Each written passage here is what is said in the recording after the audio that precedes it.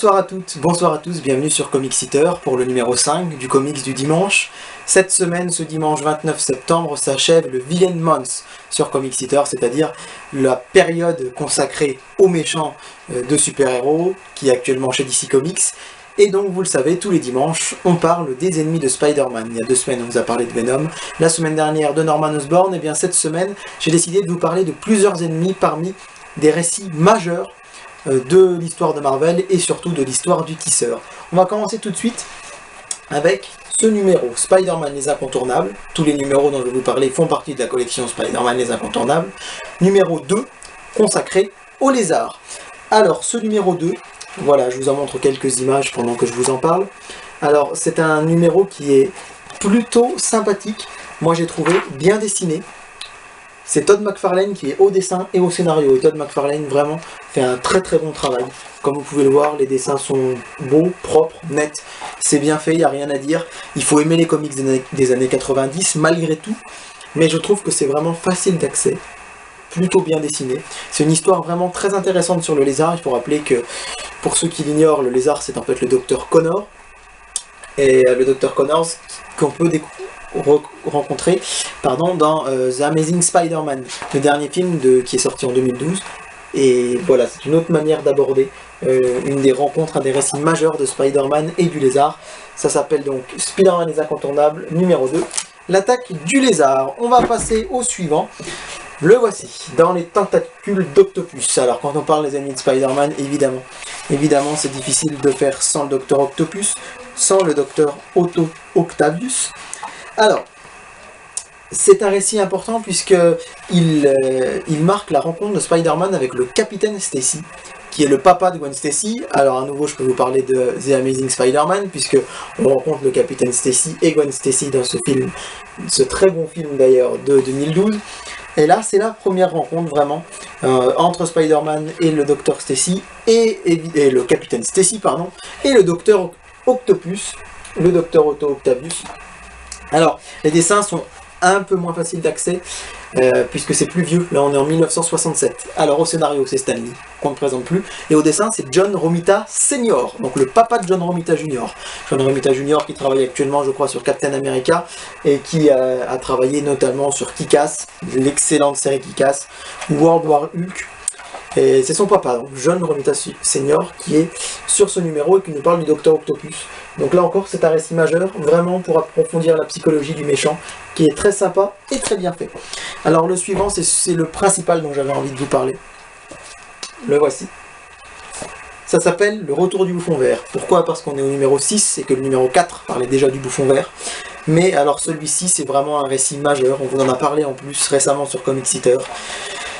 C'est également du John Romita Senior, donc là on est un petit peu après, on est au début des années 70, c'est également Stan Lee au scénario, mais c'est tout simplement The Night When Gwen Stacy Died, autrement dit, la nuit où Gwen Stacy est morte. Alors là c'est vraiment un gros épisode majeur, un incontournable, il porte bien son nom, des aventures de Spider-Man, puisque c'est vraiment la mort de son premier amour, bien avant qu'il ne connaisse Mary Jane, regardez. Cette image, alors évidemment il y a un peu de spoil, je suis désolé si vous vouliez vous mettre vraiment au début à Spider-Man, mais je pense que pour la plupart d'entre vous, vous savez déjà que Gwen Stacy va mourir et que c'est un personnage vraiment majeur. Regardez cette planche. Alors il faut aimer les comics un peu anciens, c'est du John Romita Senior, donc c'est vrai que c'est un peu vieux, mais je veux dire, c'est un must-have, vraiment, il faut l'avoir dans sa collection, puisque la mort de Gwen Stacy, c'est vraiment pas rien.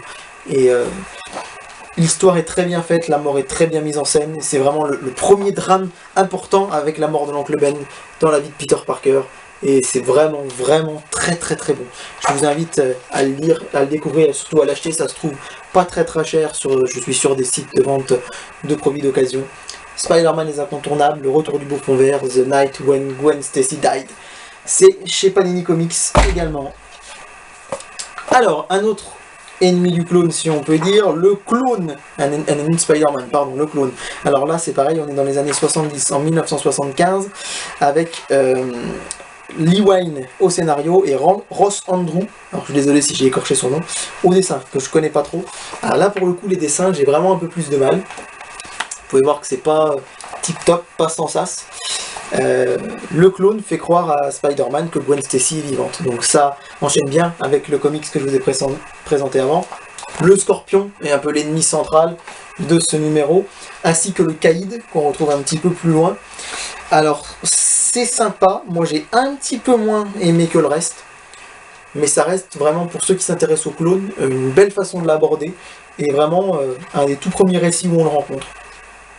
C'est vraiment, c'est pareil, ça joue beaucoup sur la psychologie de Spidey, et c'est sympa. C'était le numéro 7 de Spider-Man les Incontournables, et enfin on termine avec le numéro 8 et dernier numéro. Alors ils sont tous sortis en 2007.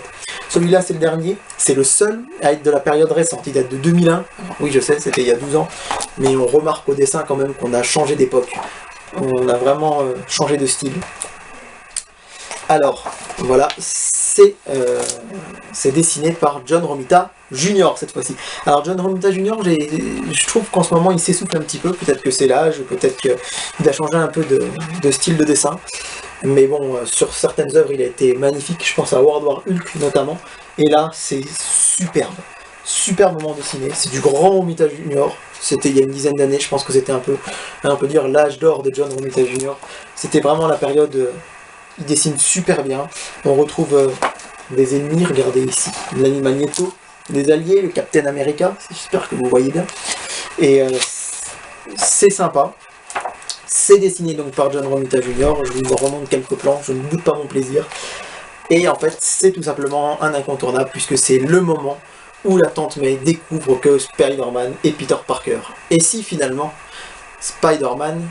son pire ennemi, c'était Peter Parker. Je vous laisse sur cette petite note philosophique pour vous dire que voilà, cette collection Spider-Man les Incontournables, elle est vraiment très très sympa. Alors le petit bémol, c'est que hormis ce dernier numéro, le numéro 8, tous les autres sont des dessins classiques, donc datent des années 90 ou avant, donc c'est pas forcément très très abordable pour un nouveau lecteur. Mais si vous vous intéressez à Spider-Man, c'est une anthologie d'avoir ces 8 numéros. Donc le premier est consacré à Venom, le deuxième le Lézard, le troisième Kraven, que je n'ai pas encore dans ma collection, il me le manque, c'est pour ça que je ne l'ai pas présenté. Le quatrième, Octopus, puis ensuite on retourne du côté du Bouffon Vert, et c'est vrai que c'est vraiment voilà, la mort de Gwen Stacy, la première rencontre avec Venom, vraiment la découverte du symbiote, la tante May qui découvre qui est Spider-Man. C'est vraiment une collection à avoir. Et je vous la conseille vraiment, vous pouvez vous faire une bonne petite collection pour pas très cher, c'est vraiment les récits majeurs de Peter Parker, et c'est juste super. Voilà, je vous souhaite une bonne semaine. À partir de la semaine prochaine, on va reprendre des émissions un peu plus normales, on va quitter Spider-Man et ses ennemis pour aller faire un tour du côté de la sphère comics, et on vous prépare des petites émissions spéciales pour la fin d'année.